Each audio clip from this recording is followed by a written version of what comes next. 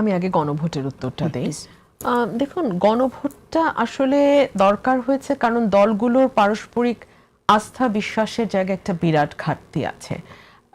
ভবিষ্যতে নির্বাচন করে যারাই সংসদে যাক, তারা 2/3 মেজরিটি নিয়ে যাক বা সিঙ্গল মেজরিটি নিয়ে যাক, তারা সংবিধান সংস্কার করবে বা যেই জায়গাগুলোতে সংস্কারে ঐক্যমত হয়েছে তারা সেটা বাস্তবায়ন করবে।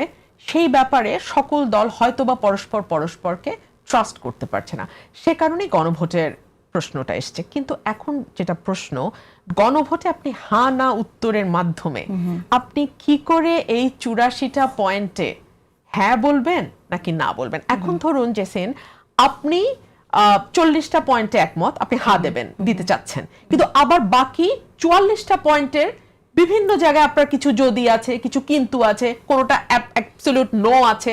আপনি কিভাবে এটাকে হানার ফ্রেমে আনবেন? একইভাবে এটা কিন্তু আমি ধরে নিচ্ছি ভোটাররা সবাই এডুকেটেড হয়ে গেছে। আমি ধরেন এডুকেটেড ইন আ সেন্স সংবিধানের ব্যাপারে যথেষ্ট এডুকেটেড হয়েছে, educated not in other sense. Educated মানে সংবিধানের ব্যাপারে এতটাই এডুকেটেড হয়েছে যে জুলাই সনদে যেই সাংবিধানিক প্রশ্ন জড়িত সেগুলো দেশের আপামর জনসাধারণকে বোঝানো হয়েছে বা তারা বুঝেছে। এটা ধরে নিয়ে কিন্তু আমি পরের কথা বলছি, কারণ এটা যদি না হয় তাহলে গণভোট পুরাটাই একটা ফার্সিক্যাল বিষয় হয়ে দাঁড়ায়, হাস্যকর বিষয় হয়ে দাঁড়ায়। আমি জানি না আমি কিসে হ্যাঁ বলছি, আবার আমি এটাও জানি না আমি কিসে না বলছি। এবং একজন ভোটার তো সবগুলো বিষয়ে হ্যাঁ নাও বলতে পারেন। সবচেয়ে ইম্পর্টেন্ট আমি সেই প্রশ্ন সরিয়ে রেখে বলছি, আমি বেসলাইন ধরছি, সকল ভোটারকে আমরা এডুকেট করেছি, 12 কোটি ভোটারকে আমরা এডুকেট করেছি, তারা জানে জুলাই সনদে কি আছে। এইটা ধরে নিয়ে এখন গণভোটের প্রশ্ন। এখন আপনি বলেন আপনি সব বুঝলেন, কিন্তু আপনি কি বিএনপি নোট অফ ডিসেন্ট গুলো বা জামাতের নোট অফ ডিসেন্ট গুলো বা অন্য দলের যেই অবজারভেশন গুলো আছে সেগুলোর সঙ্গে একমত হতে বাধ্য তো না। অথবা সরকার যেভাবে দিচ্ছে, মানে জুলাই সনদটা তারা প্রেজেন্ট করছে সকল নোট অফ ডিসেন্ট বাদ দিয়ে, সেগুলোর মধ্যেও কি জনগণ তাহলে সরকারের সাথে 84টা পয়েন্টেই যে হ্যাঁ হবে তাকে 84টা পয়েন্টেই হ্যাঁ হইতে হবে, আবার যে না বলবে তাকে 84টা পয়েন্টই না বলতে হবে? মানে it's a classic case of massacre. মানে এটার কোনো অর্থ দাঁড়ায় না।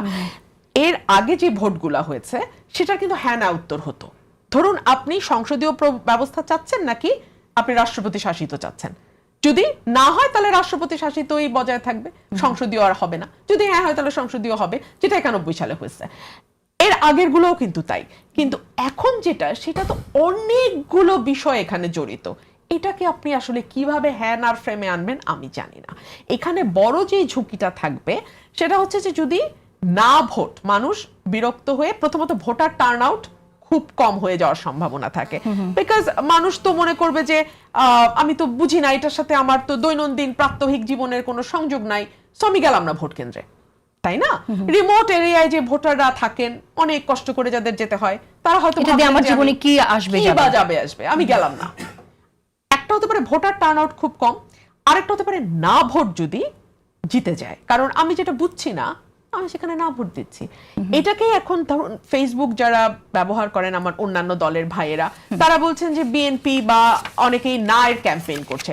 কেউ নায়ের ক্যাম্পেইন করছে না। সংস্কারের পক্ষে ভাই প্রত্যেকটা মানুষ বাংলাদেশে, কে না সংস্কারের পক্ষে? কিন্তু আমাকে তো আসলে বুঝতে হবে যে বিষয়টা